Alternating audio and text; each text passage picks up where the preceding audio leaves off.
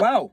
Slow news day yesterday? Apparently so, Roger, because in the last few days, there's been a handful of videos on the topic of whether classic Sonic should game end. A topic which probably could have been worded slightly better. Nonetheless, this rhetoric is the talk of the town, and it's truly the Wild West with hot takes being fired off everywhere. So many that it spiraled into like 3 different main points to tackle. Like each person is not only disagreeing with each other, but then they each had some new random hot take that I have to address. But classic Sonic and modern Sonic do not need naming separation. Sonic is Sonic. Our main protagonists in this case are Unleashed and Premy on the side of exiling classic Sonic. If Sega are truly wanting to evolve the Sonic franchise and brand, get rid of classic Sonic. Get rid of him. So, in terms of my personal opinion, classic Sonic, burn him. I never want to see his smug, fake cutesy model ever again, especially not in 3D. And JaydenXV and Sonichub on the side of sparing our classic friend. No, classic Sonic does not need to die.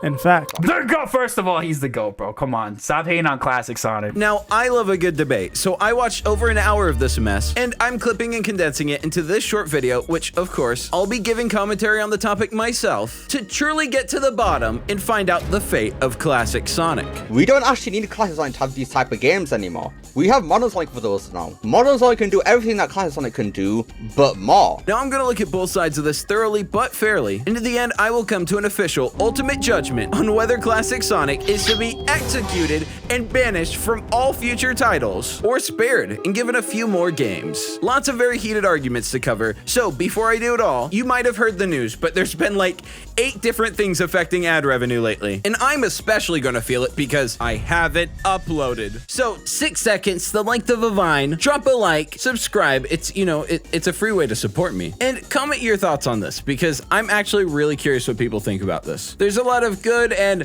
bad points on both sides. So without further ado, let's get into it. Play the intro! Hey, yo, it's the Sun Show. Hey, yo, it's the Sun Show.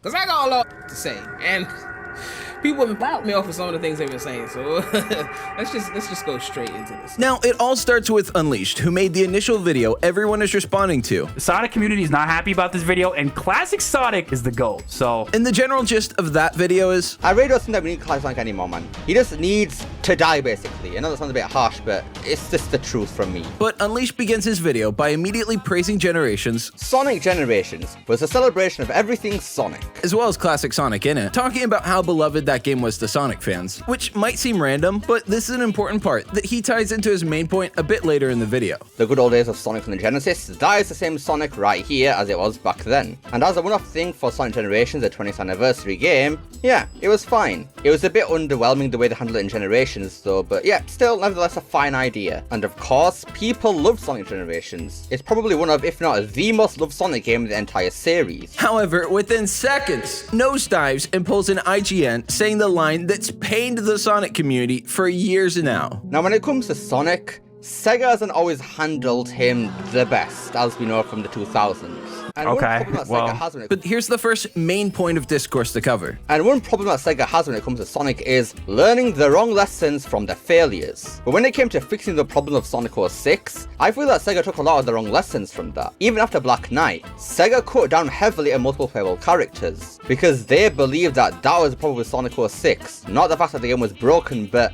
the fact that it had multiple playable characters. So Unleashed gives a Psychonaut mind reading into the brains at Sonic team, which he claims Sega thinks Sonic 06 failed because of the other multiple playable characters not being polished enough. Now, this particular reason for Sonic 06 failing is one I've never heard before, and even after researching and trying to find something that backs that theory up, I can't find anything related to the multiple characters, despite it getting brought up very frequently in this video. And Sega took one of the wrong lessons from Sonic 06 and just removed playable characters altogether. Multiple playable characters, multiple playable characters, multiple playable characters.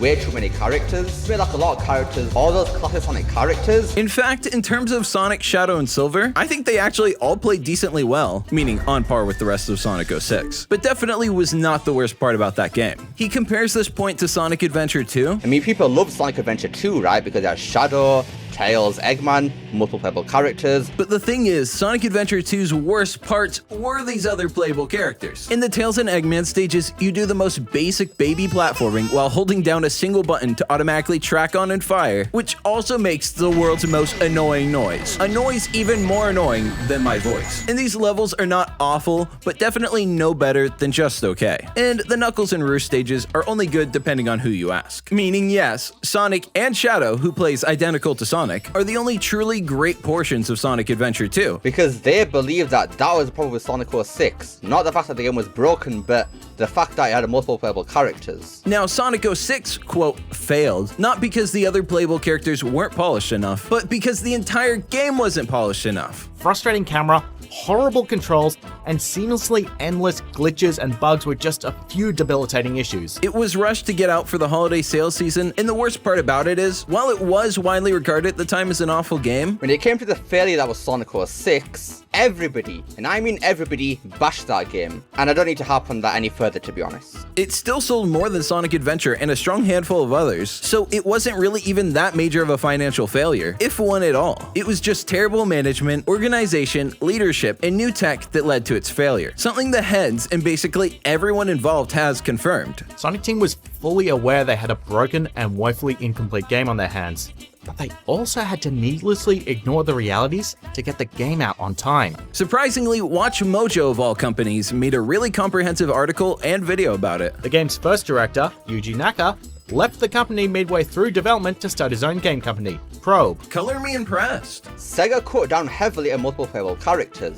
because they believed that was the problem with Sonic 06. Not the fact that the game was broken, but the fact that it had multiple playable characters. I don't know if that was necessarily why they thought the game was wrong. The game was broken. The story was weird. It was very glitchy. Like, you know, it was an adventure game. It was technically Sonic 06 was an adventure style game. You know what I mean? So I don't know if it's necessarily multiple playable characters. I know it's like a criticism of it, but I think in general, people, when you play Sonic, you want to play as Sonic. So I don't know. And Unleashed ties the first main point together with. Now, the whole point of me bringing this up is because I believe that Sega took the wrong lesson from Sonic Generations. People love Sonic Generations because it was a great game that had great gameplay. Sure, the story was a bit lacking, but apart from that, great visuals, music, gameplay, it was all solid. Just like how Sonic Team didn't learn from the right mistakes, and he's referring to the multiple playable characters in Sonic 06. Even after Black Knight, Sega cut down heavily on multiple playable characters because they believed that was the problem with Sonic 06. Not the fact that the game was broken, but the fact that it had multiple playable characters. That they didn't learn from the right mistakes from Sonic Generations being a success, and that's why we're getting games like Superstars and Classic Sonic is still around. And this is despite him saying Sonic Unleashed is the best game of all time and theming his entire channel around it. Sonic Unleashed is my favorite video game of all time. I love it to death. But it's so obvious how much backpedaling Sega did after Sonic 06.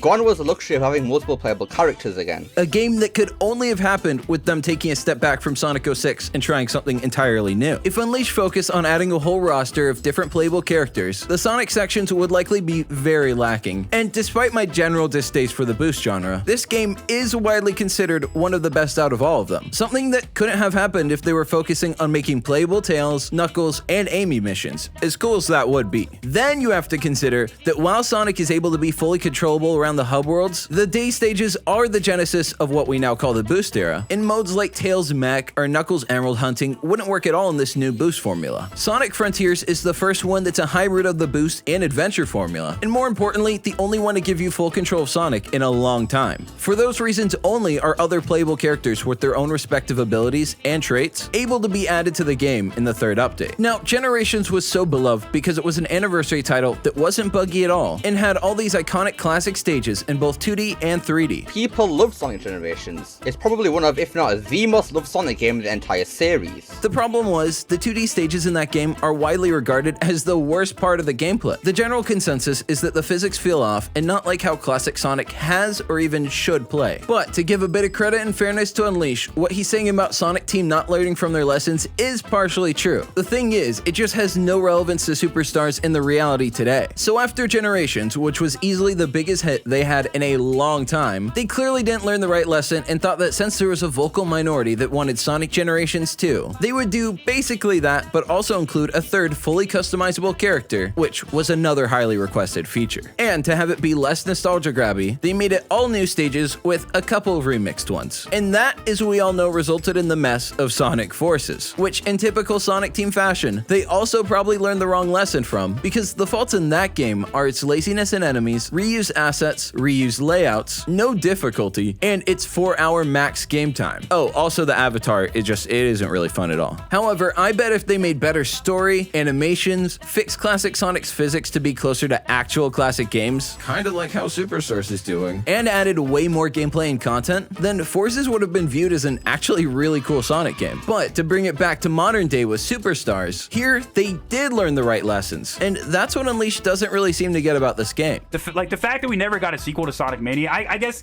this is like the spiritual successor to Sonic Mania, but the fact that the highest rated game in the entire franchise didn't get a sequel was very head-scratching and very baffling. There's lots of news reporting Sega was really wanting the Mania team to come back and make another game, but with the two parties not being able to settle on creative differences, this is the closest to Sonic Mania 2 we'll get for a long time. It's basically Sonic Mania 2.5. Get it? Because it's 2.5D? Now, one of the biggest wants for Sonic Mania was more original levels. Another thing that disappointed fans was Sonic 4, Generations, and even Forces. They keep returning to these nostalgia stages, something Unleashed mentions a lot. Sega spent the next 10 years of Sonic just harping on the nostalgia factor that Sonic Generations had, because they believed that the reason people love Sonic Generations so much was because of classic Sonic and nostalgia, which wasn't the main reason at all. Sonic Lost Worlds, the enemy designs, all very classic-y. Then we had Windy Hill Zone, which is basically just Green Hill. It was just a very cutesy art style, obviously harping on the fact that, oh, classic Sonic guys, nostalgia, you want that? Well, here it is. Then we had the Sonic Boom era. Anyways, moving on. Which, ironically, what is there to say about Sonic Boom? That's like the most un-nostalgia Sonic game there is. It basically disrespects the Sonic's past. Surprise, surprise, Green Hill, Chemical Plant, Death Egg, all returning. Again, Green Hill, Chemical Plant, Sky Sanctuary, they're back again. You guys remember nostalgia, right? Well, here's the thing though. Here's the thing about like nostalgia and stuff like that. Like certain elements of Sonic are iconic, like Green Hill. These are kind of staples of the series. Like no one's ever got on Mario for saying, oh my God, he's in the Mushroom Kingdom again. You know what I mean? So I don't know if that's necessarily the correct take. I mean, yes, Green Hill's been featured in a lot of the games, but I don't know what that has to do with classic Sonic though. But when it comes to this, in all metrics, it seems like Sonic Team really has learned with Superstars. And that's coming from me, the most infamous 2.5D hater out there. But I do have to give it credit. It's gonna have entirely all new stages, which will not be nostalgia baiting older Sonic games. And if they do have nostalgia, it'll just be like a reference or Easter egg, which we like, and not stage themes and layouts, which we don't like. Plus, with multiplayer and multiple playable characters, this should be exactly what we want. If they just made like a lot of characters that were well polished and actually fun to play, people wouldn't have an issue with it. But in typical Sonic fan fashion, whatever they do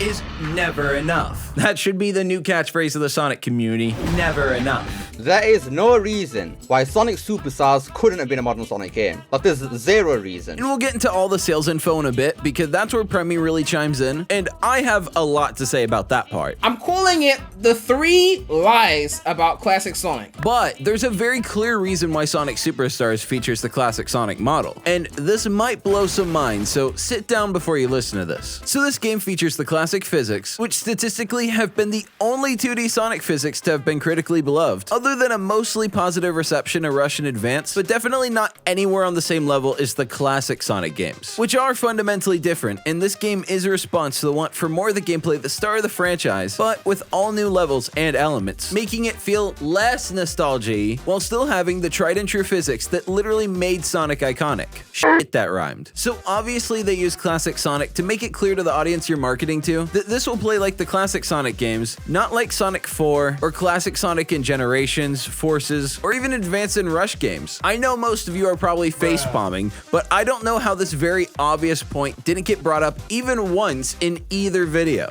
A lot of people have been asking to see Shadow in Sonic Superstars, and obviously because it's a classic Sonic game, you can't do that because that'll mess up the timeline with the canon and everything. But if it was, let's say, modern modern Sonic game, you can have Shadow in there. Even more than that too. Silver, Blaze, remember those guys? Yeah, you can have those in a modern Sonic game, but not a classic Sonic game because it doesn't make sense in the timeline. Don't get me wrong, Shadow and Silver would be cool, but realistically, the two options are to have it be skins for Sonic, which I think with all the weird skins they already have, I think they should just cave in and add, or create an entire fundamentally new playstyle, which they already did that for the other 3 characters, so this would be a massive effort and probably increase the entire development time by a 5th. Also, completely ruining any story or lore this game will have in the universe, something that's a major draw for a lot of fans. I mean, with how video games have evolved to the point we are today. We have modern Sonic already. This is modern Sonic.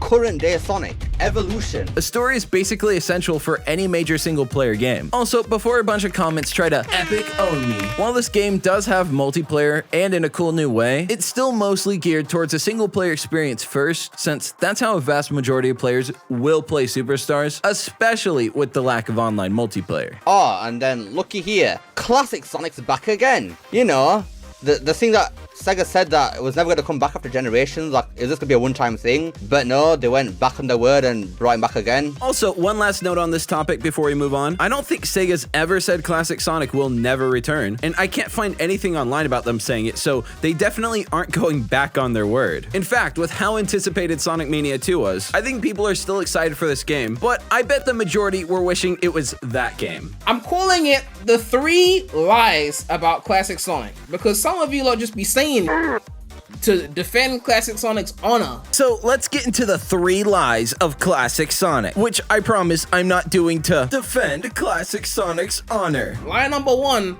is that Classic Sonic is more successful than modern Sonic. That's not true, okay? It's simply not true. Now, this one I mostly agree with, because despite being much more critically consistent, success is weighed in multiple measurements, but let's be real. Success in games mostly means sales and finances, which before I go any more into the sales, the first and third quote-unquote lie are basically the same, so I'm going to do it out of order and immediately cover the third one next. Final lie about Classic Sonic that people like to perpetuate. His presence sells games. Not true at all. And he is partially right. Yes, Classic Sonic doesn't inherently sell games. If you make an awful, terrible game and put the Classic Sonic model in it, that's not gonna instantly make it a good game. We've had many Sonic games with the modern Sonic design using the classic Sonic gameplay. You guys remember Sonic Advance 1, 2, 3, even Sonic 4? The idea that Unleashed and Premy have that if Sega switches the player model to modern Sonic, maybe adding a boost mechanic, then the same game will magically sell far better, which is not even statistically true, and you really have to twist the numbers to make that point. Sonic Pocket Adventure, when did that come out, right? That came out in like 2000, right? And it was basically a classic Sonic game in everything but sprites, right? If we look at Sonic Pocket Adventure right now, it's a game that, yeah, came out 99 December for the Neo Geo Pocket, and it basically rips off classic Sonic zones, but then it uses the modern Sonic model, right? Basically cyberspace.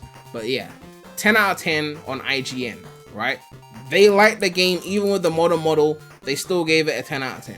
The point is that his presence doesn't sell games, quality products sell games. Sonic Pocket Adventure is such a bad example because it's not modern Sonic in any ways other than there's exactly 2 green pixels for the eyes. Regardless, this game is generally regarded as just an okay port of Sonic 2 with swapped names and assets. Now, everyone knows IGN in the 90s and 2000s was writing the worst reviews ever and often got caught having not played the game much at all or been paid off entirely by the publishers themselves. Which, to further that, this Neo Geo exclusive port of Sonic 2 is in fact the only Sonic game to ever get a 10 out of 10 from IGN. So using Premy's logic, this is quite literally the best Sonic game of all time, which they also change all the zone names, so by using that logic, this isn't Emerald Hill, Chemical Plant, and Aquatic Ruin, but actually Neo South Island, Secret Plant, and Aquatic Relics. Definitely not going against the point about selling nostalgia. You know, quite literally repackaging Sonic 2 7 years later to make it look like a new game since everyone already owned Sonic 2. They even gave it a new name so that people would buy it. I thought this game was some sort of Sonic Adventure supplementary material when I first discovered this. That render of Sonic is ripped right out of Adventure, but little did I know that wouldn't be the only thing Sonic Pocket Adventure would borrow. Does any of this look familiar to you? Yeah, looks a hell of a lot like Sonic 2 on the Genesis, doesn't it? Well, that's because Sonic Pocket Adventure is pretty much Sonic 2 on the Genesis with the serial numbers filed off and replaced with new ones. And they possibly went as far as to pay reviewers. Now, there are good points about how modern Sonic plays separately to classic with the types of limitations they have, such as no boost and little room to innovate. I don't think modern Sonic fans can talk about classic Sonic needing to have some innovation like modern when modern is having trouble innovating itself and sometimes innovating in the wrong direction to make the game worse. We can't act like modern Sonic has been consistent when classic Sonic has been consistent. The only reason that classic Sonic keeps getting brought back is for the fact of nostalgia. That's why they keep bringing him back. There's no other reason for it. I mean, just think about it. Why? Just why? However, Unleash and Premi's arguments seem a bit more rooted in the player model rather than how the game plays itself. It makes no sense, right? Other than the fact of nostalgia. I think really what it comes down to, he just doesn't like the design of classic Sonic. I mean, as far as the gameplay goes, classic Sonic games have always been good. So I think Sega should double down on what works. Which is a little ironic considering His presence sells games. Not true at all. Quality products sell games. because frankly, I don't think if you take Superstars and put the modern model there, then it instantly becomes a significantly better game. Especially when looking at these same reviews, we can tell that the classic physics are the only ones to do critically well, outside the Advance and Rush games, which did do alright. And I'd love to see a remastered collection of that too, which those games tied directly into lie number 2. The second major lie about classic Sonic is that he's more consistent than modern Sonic in quality.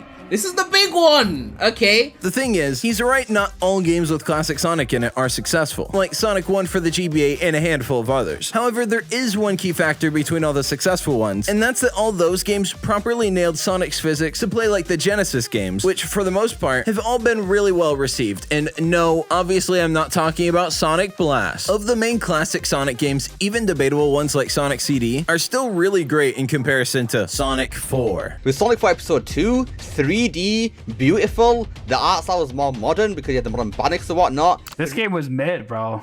But if you want to go to classic Sonic's defense, I mean, at the end of the day, the 90s had a lot of random non-Sonic 1, 2, 3 and Knuckles CD games that were not the greatest. The Sonic Drift games were not critically acclaimed. Sonic R was not critically acclaimed. Sonic, what's the name of that mid? Sonic Blast, Sonic Labyrinth. Classic Sonic was not like you put his face on any game and it was critically acclaimed, right? I really don't think anyone is debating the super hyper literal argument of the classic Sonic player model being something that is appealing to fans. Rather, the sentiment in what sells is the feel and improvement on the formula that made Sonic popular in the first place. It's not anything that's in Sonic Drift, or what the f***'s the name of that mid, Blast, or Labyrinth. None of these games follow this classic formula, so when we talk about specifically the classic player model, that's something I honestly don't care in the slightest about. And with all the custom skins they have in Superstars, I see no issue with them putting modern Sonic as a skin, but with this beloved physics and control style and format, to make fans immediately understand what this game is, classic Sonic would be the obvious choice to sell this title, something there's clearly some significant market for.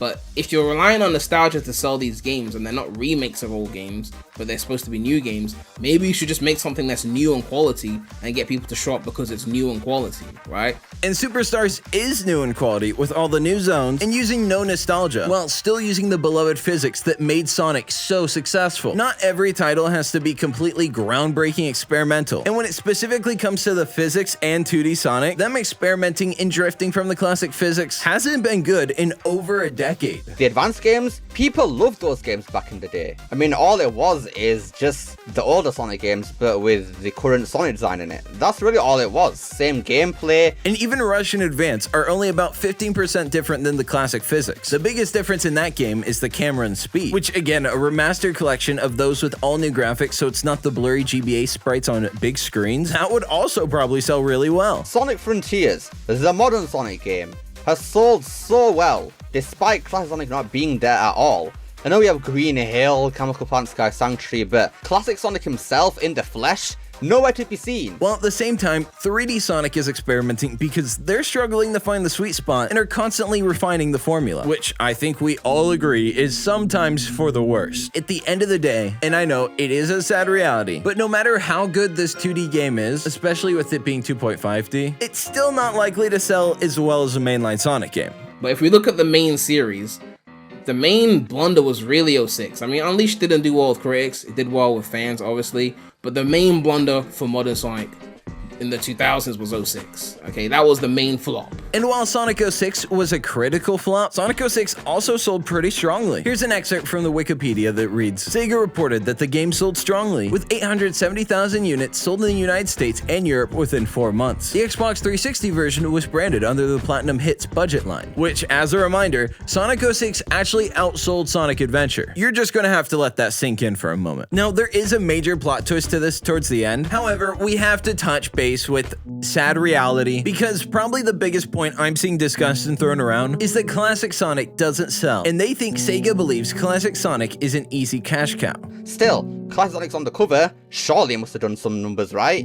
Well, no. The problem is, it's not Classic Sonic that made basically all these games not sell well. And that's where the sad reality comes in, because a majority of the game-buying audience isn't nearly as interested in a spin-off 2D Sonic game compared to a mainline 3D game. And even when looking at the numbers, some of the worst mainline 3D games have sold quite well. But there are multiple instances of Sonic games that are modern that sold more than Sonic 3 and Knuckles, which is the classic game that wasn't a bundle with the system. So regardless of whether the game is good or awful, basically every mainline 3D game is a big seller, which I can totally understand why, because maybe it's just how time and technology has evolved, but I personally find myself far less interested in a 2D spin-off compared to a mainline 3D title, which while Superstars looks like a pretty solid game, I personally don't think it's going to sell that amazingly. And even like with recently, like Mania and Forces sold more than Mania, even though everyone knows Mania was the better game by far. But this game isn't made for that. This game is made with a much smaller budget than Frontiers, and it's gonna sell for full price, but honestly mostly just exists for the fans. People really want a sequel to Mania, and these classic physics are so beloved. With the constant requests of new stages, that's what this is. But they just made it 2.5D, 1 because the Mania team is involved, 2 because they didn't feel hand-drawn sprites were right for it, that's a topic for another day, and 3, it's really marketable, so this game might actually sell pretty well. But I think the scenario with Sonic Mania and Sonic Superstars is a lot different. I think a game like Sonic Superstars is a lot more appealing to new casual players and things of that nature. It's like a 2.5 3D type game, whereas I feel like pixel art 2D pixelated type games are very like niche, you know what I mean? So it's not that the game was bad, the game reviewed well, and the Sonic franchise should aim to put out good games, the best games possible. But you also have to look at where the Sonic franchise was at the time, especially when Mania dropped compared to where it is now. But in the same sense, and this is probably why mainline titles sell so much better, but I find the spin-offs way less experimental and interesting, especially when earlier ports are saying the Emerald powers are just okay and only sort of useful in boss battles, which the most or only really effective one is Sonic, to get a bunch of extra hits in. Now, speaking of those Chaos Emerald powers,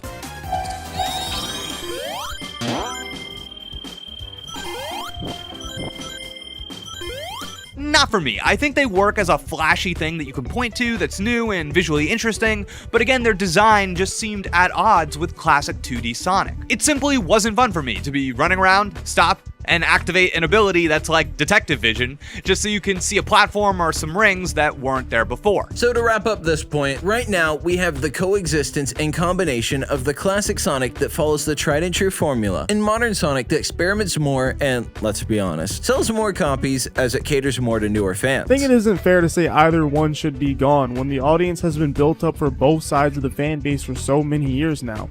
Coexistence is the peak system to please both. You don't have to buy either games. If you aren't interested, then that's all it really needs to be. One or the other doesn't need to die. The only thing that needs to die about Classic Sonic is the term Classic Sonic. Wait, what? It drives further separation of the two different Sonics, when to me, Sonic should just be Sonic, no matter if he's the younger or older version of himself. He needs to be one character consistently. And of course we have the movie Sonic, and that can be its own thing within that universe, as well as Prime. But at least for the games, it needs to be one single character. So plot twist, JaydenXV, who in all of his video up until now was on the side of keeping classic Sonic, saying how Superstars looks like a good game that should be what the people want, and most importantly, how it's good that we have both modern and classic games releasing within a year of each other. It's wild to me that we got a 2D classic game and a modern 3D game within a year. At least for modern day Sonic, this is great.